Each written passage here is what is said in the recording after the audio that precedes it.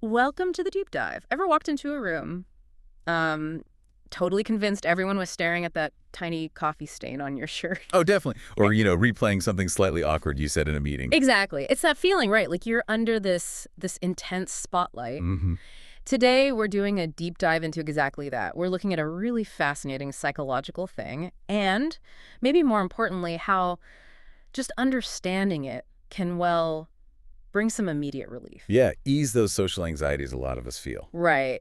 Our mission for you today is kind of like giving you a shortcut, a way to reclaim some mental peace.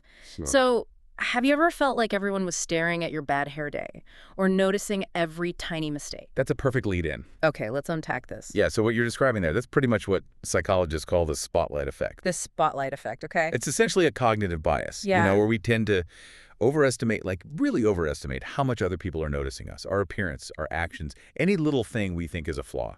You feel like you're on center stage. Exactly, bathed in this bright light.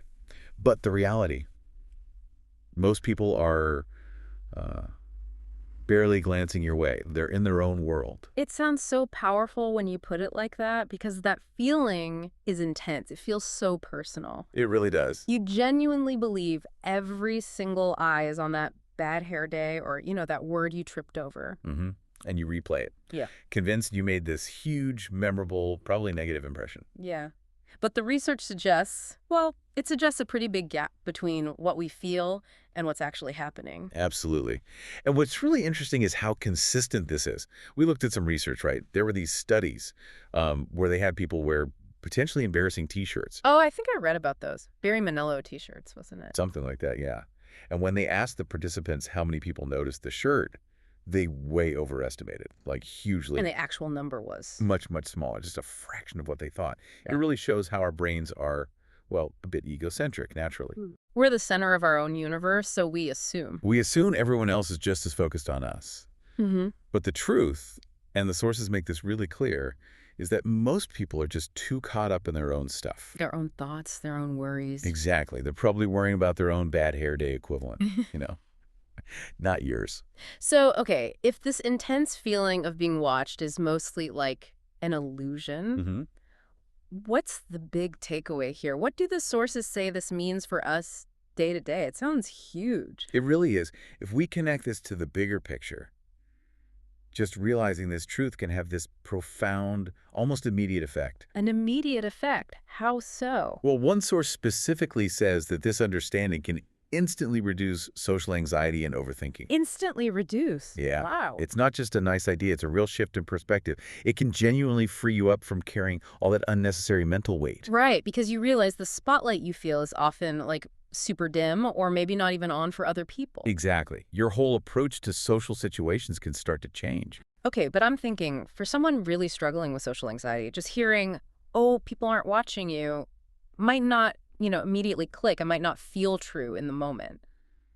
That's a fair point. It takes practice to internalize it. So what's the first step? How do you actually apply this to go beyond just knowing the term and start feeling that relief? Well, the sources suggest a couple of practical things, sort of micro practices. One is when you feel that spotlight anxiety creep up, consciously try to shift your focus outwards. Outwards. Like Mm.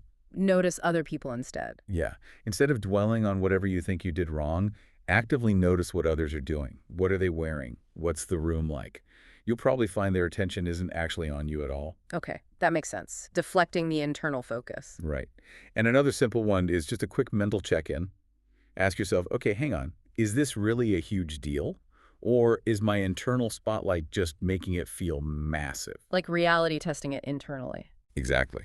Often, just asking that question can bring some immediate perspective. It dials down the intensity. So now that you, our listener, are aware of the spotlight effect, and you've got a couple of ways to maybe counter it, just think about this.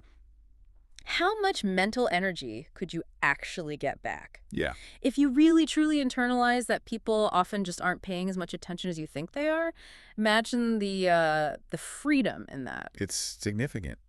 And maybe one more thing to try. Mm-hmm. As you go about your day, just observe your own interactions. Okay. Notice how often your attention is truly fixed on someone else's tiny perceived mistake or, their slightly messy hair. Probably not that often, if I'm honest. My mind wanders. Right. you'll likely find your own mind is usually focused elsewhere, on your own thoughts, your to-do list, whatever. Mm. And that parallel, seeing how you operate, can offer this really profound insight into how others probably perceive you. They're likely just as wrapped up in their own internal narratives. Pretty much just like you are. It really helps put things in perspective.